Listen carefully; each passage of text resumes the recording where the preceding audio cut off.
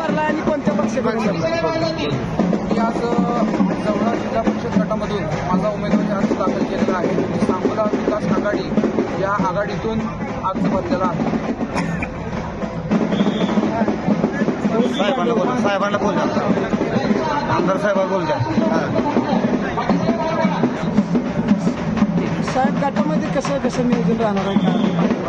जवळा सन्माननीय यशराजे दीपक सावंत पाटील यांनी आता सांगोला तालुका विकास आघाडीच्या माध्यमातून अर्ज भरलेला आहे आणि आमची आघाडी शेतकरी कष्टकरी कामगार वंचित बहुजन वर्गाच्या विकासाच्या माध्यमातून ही आघाडीची निर्मिती झालेली आहे आणि गोरगरीब लोकांना न्याय देण्यासाठी आम्ही आघाडी केली. त्या आघाडीच्या माध्यमातून आज सर्व अर्ज पूर्ण होतील आणि पुढच्या 1-2 दिवसामध्ये उमेदवार निश्चित होतील. त्या पद्धतीनं पुढचं प्रचार यंत्रणा चालू होईल.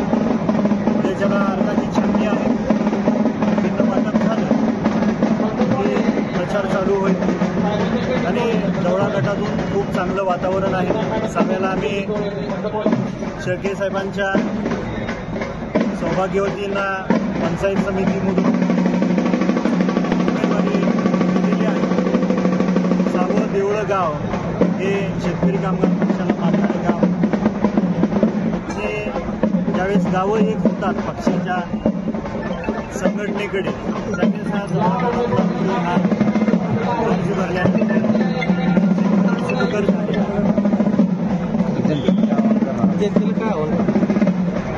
आपल्या माध्यमातून सांगोला तालुका विकास आघाडीचे जे काही उमेदवार असतील त्या उमेदवाऱ्या लवकरच जाहीर होतील आणि आपल्या माध्यमातून सर्व तालुक्यातल्या तमाम ज्येष्ठ मंडळी माता भगिनी आणि तरुण सहकाऱ्यांना विनंती आहे.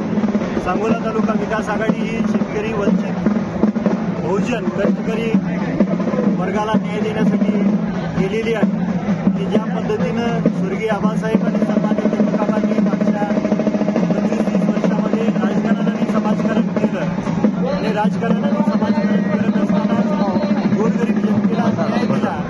कुठल्याही घटकांवरती अन्याय होऊ दिला नाही आणि सर्वांना सोबत घेऊन सन्माननीय स्वर्गीय आबासाहेब आणि सन्माननीय दीपकाबांनी राजकारण केलं. त्या पद्धतीनं भविष्यकाळात आमच्याकडून राजकारण होईल आणि सर्वांना न्याय दिला.